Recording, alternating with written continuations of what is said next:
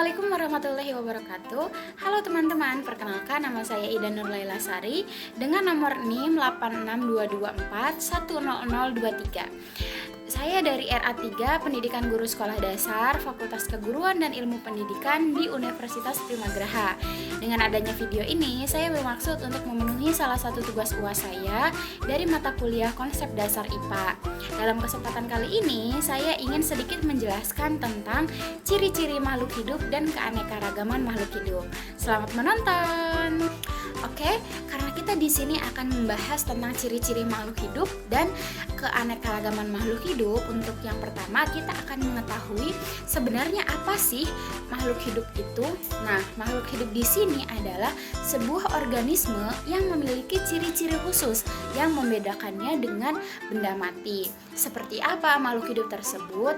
Nah, makhluk hidup di sini itu termasuk manusia, hewan, tumbuhan, dan mikroorganisme.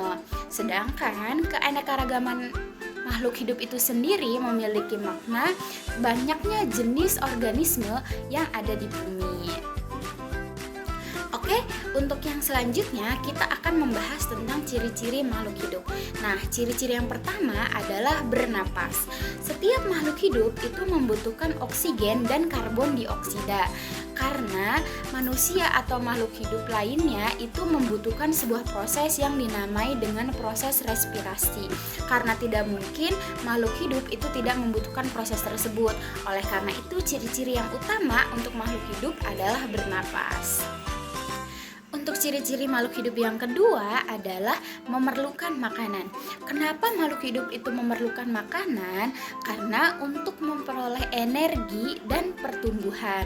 Yang jelas-jelas energi dan pertumbuhan itu sangat identik dengan makhluk hidup. Oleh karena itu, makhluk hidup membutuhkan makanan tersebut.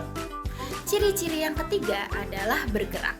Maksud bergerak di sini itu menjadi sebuah ciri-ciri khusus yang hanya dimiliki oleh makhluk hidup saja. Misalkan manusia itu bisa menggerakkan seluruh badannya sesuai dengan kemauannya.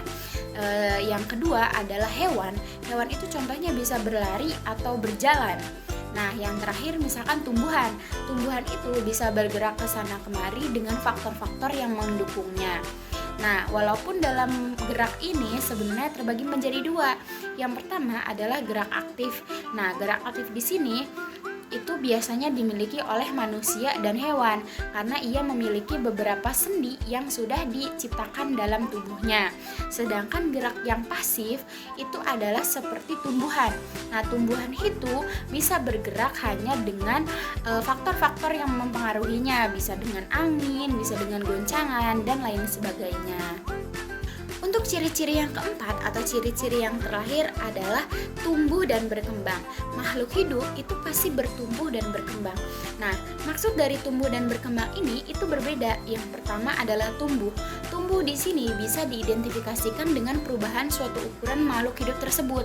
Sedangkan berkembang itu bisa diidentifikasi dengan menjadi dewasa atau terjadinya perubahan fungsi organ yang dimiliki oleh makhluk hidup tersebut. Oleh karena itu, tumbuh dan berkembang hanya ada pada ciri-ciri makhluk hidup. Oke, dari materi yang saya sampaikan tadi, saya dapat menyimpulkan bahwa makhluk hidup adalah makhluk yang memiliki ciri-ciri khusus seperti bernapas, tumbuh, bergerak, dan berkembang biak. Sedangkan keanekaragaman makhluk hidup itu sangat penting untuk kehidupan atau untuk keseimbangan alam yang sebenarnya kita tempati ini. Oleh karena itu, mungkin cukup sekian hal-hal yang dapat saya sampaikan.